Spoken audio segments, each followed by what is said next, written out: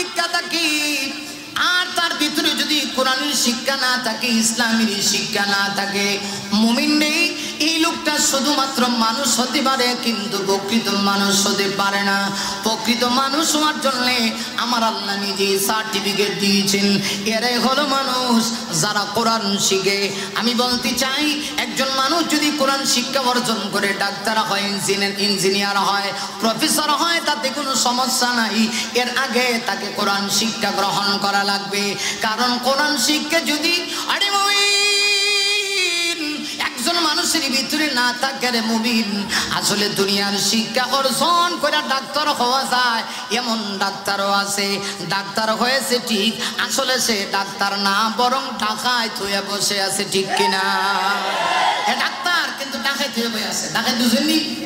ডাকাইতে আপনার ফেটের মাঝে ছুরি ঢুকায়, পার দেয়, বুঝেননি? আমরা সিলেটি বাসায় রাস্তাঘাটে ডাকাইতে আটকাইলে আপনার সাথে কি খুব সুন্দর আচরণ করেনি? নড়াচড়া করেন না, খুব ভালো করে বোঝার চেষ্টা করেন। ফিনিশিং এর দিকে চলে আসছি। মোটামুটি 8টা ছাড়। আজান কটায়? 25-এ। আলহামদুলিল্লাহ। আপনাদের কষ্ট হবে? আমি একবারে আজান পর্যন্তই আপনাদের সামনে কথা বলবো। আলহামদুলিল্লাহ বলেন, মনোযোগ সহকারে খেয়াল করেন। আমাদের সিলেটি ভাষায় হয় ডাকাইতে আপনার ফেটের ভিতরে ছুরি ধরে ফার দিয়া এরপরে আপনার কাছ থেকে যা আছে সব আত্মসাৎ করে হয়ে যায়। এই জন্য আপনারা এরা কি করি? ডাকাইত না আল্লাহর ওলি? ওমা, আপনারা বুঝা আল্লাহর ওলি কোন না? না ডাকাইত। ডাকাইত।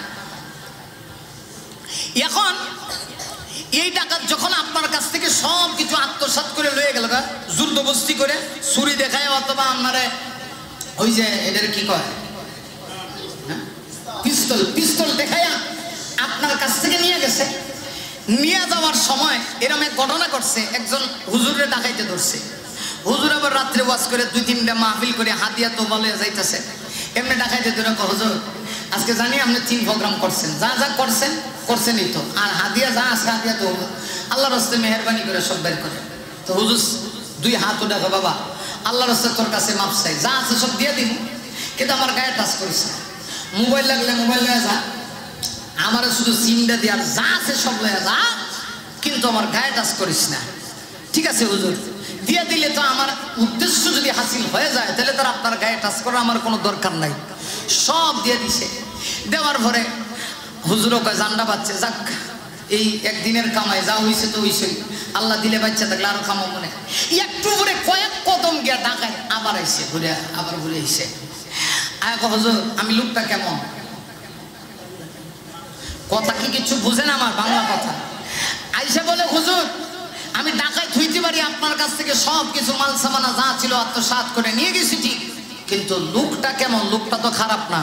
এখন হুজুর চিন্তা করে, আমি যদি কই যে তুই খারাপ, আমার কি জান থাকবো? হুজুর কয় না, আপনার মতো লোক তো এই অহযোগতা আমি আর দেখছিও না, দেখবো কিনা ও সন্দেহ আছে। কথা কি কিচ্ছু বোঝেন? এই যে ডাকাত ডাকাতি করে যেইভাবে আত্মসাৎ করে মানুষের টাকা নিল, এই ডাকাইতে আর যারা ডাক্তার হইয়া একজন রোগীর কাছ থেকে একজন গরিব রোগী যায়, আহারে কত কষ্ট করে রোগ হয়েছে, যাবি তো ডাক্তারের কাছে, কিন্তু ডাক্তারের কাছে যাওয়ার পরে দেখা যায় ডাক্তার অনেকগুলি টেস্ট দেয়, 20টা-25টা টেস্ট দিয়ে দেয়। অথচ ডাক্তার সাহেব জানে এর 2টা টেস্ট দিলেও চলবে, কিন্তু 25-30টা টেস্ট দিয়া এই গরিবের ঘরের বাড়িতে বিক্রি করে গরিবের রাস্তায় নামায় দেয়।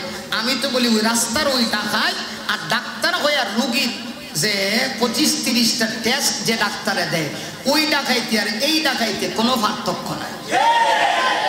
অতএব খালি বড় ডাক্তার হইলেই ভালো মানুষ হওয়া যায় না, ইঞ্জিনিয়ার হইলেই ভালো মানুষ হওয়া যায় না, প্রফেসর আর অধ্যাপক হইলেই ভালো মানুষ হওয়া যায় না, উকিল আর ব্যারিস্টার হইলেই ভালো মানুষ হওয়া যায় না, সাংবাদিক নামের সাংঘাতিক হইলেই ভালো মানুষ হওয়া যায় না। ভালো মানুষ যদি কোনো মানুষ হতে হয় তার ভিতরে দুনিয়ার শিক্ষা থাকার আগে অবশ্যই তার ভিতরে কোরআন সুন্নাহর শিক্ষা থাকা লাগবে। কারণ কোরআন সুন্নাহর শিক্ষা যদি কোনো মানুষের ভিতরে থাকে তাহলে এই লোকটা হয় প্রকৃত মানুষ। কারণ ওই মানুষ কোনো সময় পিস্তল দেখায়া অন্য কোনো মানুষের টাকা পয়সা আত্মসাৎ করে আনে না। ডাক্তার হইলেও রোগীকে চিকিৎসার নামে প্রতারণা করে টেস্টের পয়সা নিজের কোম্পানির টাকা পকেটের ভিতরে টেস্ট করায়া পকেটের ভিতরে ঢুকায় না। কেন? তার ভিতরে কোরআন হাদিস